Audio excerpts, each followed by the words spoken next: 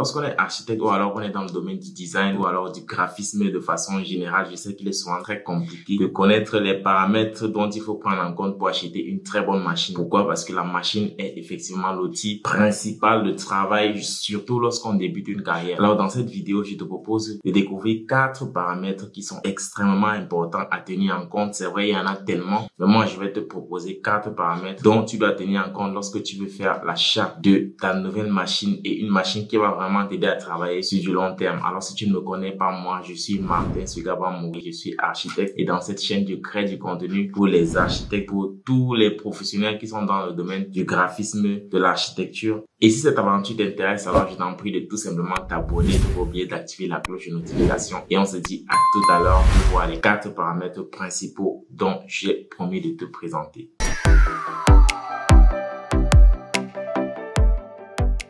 Lorsque tu veux acheter une machine pour travailler sur du long terme en tant qu'architecte ou alors quelqu'un qui est dans le domaine du graphisme ou dans le domaine de l'image en général, la première des choses dont tu dois tenir en compte, c'est d'abord le processeur, la vitesse de processeur qui est en gigahertz. Généralement, il faut choisir une machine qui est entre 2,9 gigahertz et 3,4 en montant. Bref, dès que tu es déjà au-dessus de 2,9 GHz, sache que c'est bon. Lorsque tu travailles avec moins de cela, t'assure que tu auras vraiment des difficultés. Ta machine va beaucoup ramer. Pourquoi? Parce que généralement, les logiciels qui traitent de l'infographie, de l'architecture, du design de façon générale demandent vraiment à la machine beaucoup de ressources, notamment en ce qui concerne la vitesse du processeur. C'est la raison pour laquelle je te demande de considérer cela, d'aller à 2,9 au moins. Alors tout à l'heure, je vais te montrer dans la machine avec le système Windows comment est-ce que tu peux voir cette caractéristique-là, parce qu'il faudrait que toi-même tu puisses bien évidemment la vérifier. Et c'est ce que je fais également pour les autres paramètres principaux dont tu dois considérer avant de faire l'achat de ta machine. Tout ce que vous avez à faire, c'est aller ici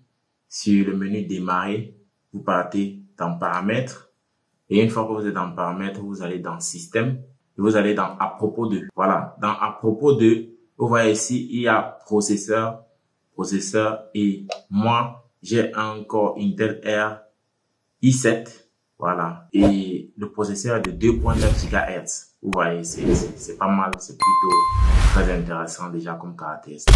Le deuxième paramètre que tu dois véritablement regarder de près, tu dois te rassurer de son effectivité, c'est tout simplement la RAM, la Random Access Memory. En fait, c'est ce qui va permettre à ta machine de pouvoir supporter de multiples tâches à la fois, parce que la machine est conçue pour pouvoir gérer plusieurs tâches à la fois. Mais malheureusement, lorsqu'on gère plusieurs tâches à la fois, ça demande beaucoup à la machine et la machine a besoin d'une RAM considérable. Alors la RAM que je te propose d'avoir, c'est une RAM qui est tout simplement supérieure ou égale à 16 gigabits. Pourquoi? Parce que lorsque tu travailles par exemple avec une RAM de 4 gigabits, ce n'est pas véritablement intéressant pour toi, parce que là, la machine rame très tôt. Alors que lorsque tu travailles avec une machine de 16 gigabits en montant, je t'assure que tu es tout simplement, je dirais entre guillemets, au paradis. Alors, on se dit, dans ma machine, je vais te montrer exactement comment est-ce que tu peux vérifier cela dans ta machine. Vous partez toujours dans paramètres, comme on a fait tout à l'heure, pour voir les caractéristiques de votre processeur, la vitesse du processeur. Donc là, pour voir la RAM installée, vous voyez, moi j'ai une RAM installée de 32 Go. C'est plutôt super cool parce que là, on est à plus de 16 Go. C'est plutôt très cool. Et la machine, véritablement, elle est stable, je vous assure.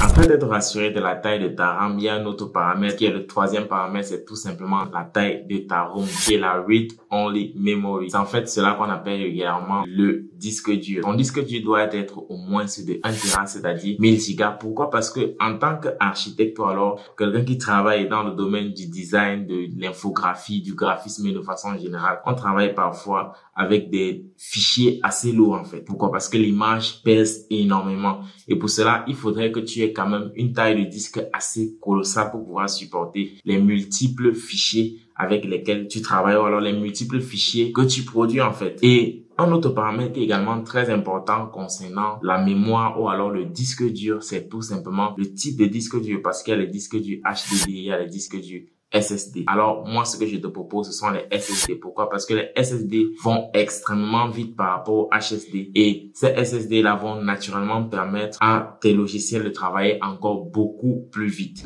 Et par rapport à la taille de votre disque dur, c'est tout simple, c'est pas également compliqué. Vous venez ici au niveau d'explorateur de fichiers. Voilà, vous cliquez là, vous venez là et vous allez tout juste au niveau de ce PC. Et voilà, au niveau de ce PC, vous pouvez voir votre disque dur. Le disque dur ici est partitionné. Voilà, j'ai le disque C qui est le disque système qui a 237 Go et également le disque D qui a 465 Go, c'est-à-dire 500 Go de façon générale, c'est comme ça on appelle. Donc, voilà en fait les performances de mon disque dur. Bon, j'ai deux disques durs en fait, c'est partitionné.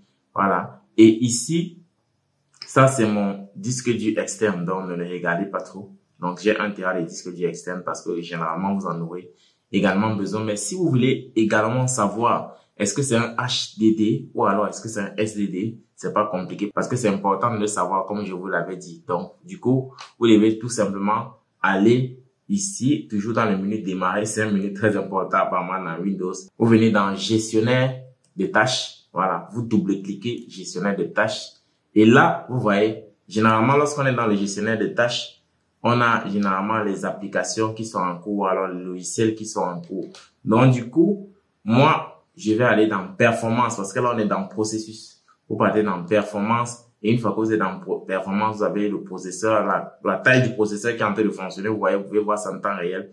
5%, 8%, comment est-ce que le processeur travaille en temps réel. Vous voyez, ce n'est que 7% de mon processeur qui est en train de travailler à l'actuel parce que c'est pas en train d'effectuer une tâche complexe. Mais vous voyez ici, vous pouvez voir le disque C. Le disque C, en fait, c'est un disque système.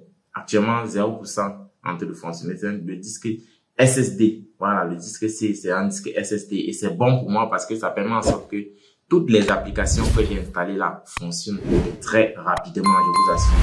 Et le disque D, qui est la deuxième partition, en fait, c'est un HDD. Bon, ce qui n'est pas mal parce que si j'installe mes logiciels dans le disque C, vous voyez, ça va aller beaucoup plus vite.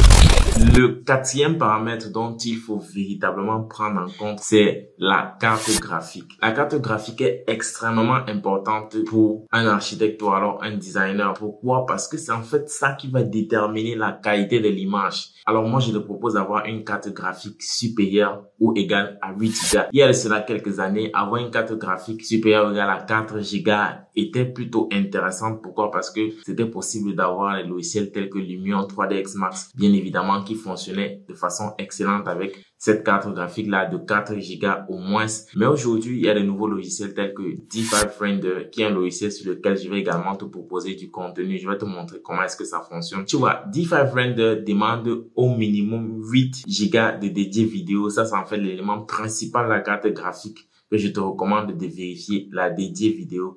Un logiciel comme D5 Render qui est à l'heure actuelle à la mode, dont plusieurs architectes sont en train de migrer vers lui parce qu'il travaille effectivement en temps réel, contrairement à 3ds Max par exemple, où lorsque vous voulez faire des rendus, vous devez travailler généralement en modèle ombré, ce n'est pas en temps réel, tu peux pas visualiser de façon exacte ce que tu es en train de faire, il faut tout le temps lancer des tests pour avoir un aperçu. Un logiciel comme D5 Render, lui, travaille en temps réel, un peu comme Lumion, mais sauf que la qualité, en fait, est beaucoup boostée, en fait. Ils ont beaucoup travaillé la qualité de leur rendu. C'est la raison pour laquelle je t'en prie vraiment de te rassurer d'avoir une carte graphique de 8 Go de vidéo dédiée minimum, je t'assure. Tu verras bien évidemment après avoir acheté l'impact que cela pourra avoir sur la qualité de ton image. Alors, on s'est dit dans la machine, je te montre clairement comment est-ce que tu peux vérifier cette caractéristique avant de faire l'achat. Concernant la carte graphique, la vidéo dédiée, moi je vous conseille déjà d'avoir deux cartes graphiques, c'est-à-dire Intel naturellement, donc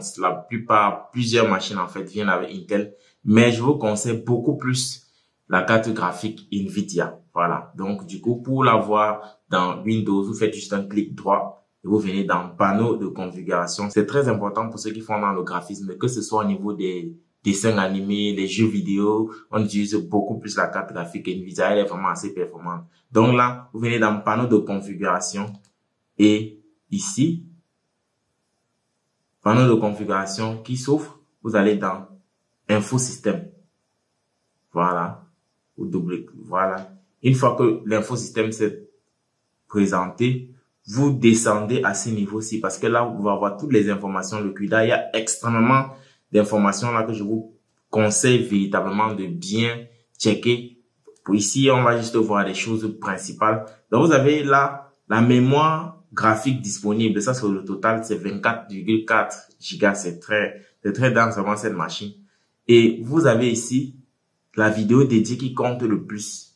Voilà, que je vais vous présenter là. Vidéo dédiée, mémoire vidéo dédiée qui est de 8192 mégaoctets et GDDR5. C'est pas GDDR4, c'est GDDR5. Donc, c'est 8 gigas. 8 gigas. C'est comme ça, en fait, que vous pouvez voir la capacité de votre carte graphique dans un système Windows. Nous sommes donc là à la fin de cette vidéo où je t'ai présenté 4 principaux critères ou alors éléments à prendre en compte pour l'achat de ta future machine en tant qu'architecte et à long terme. Alors, si tu as aimé cette vidéo, je t'en prie tout simplement de t'abonner, ne pas oublier d'activer la cloche de notification, de la recommander à plusieurs autres personnes. Et entre-temps, on se dit à plus. On est ensemble.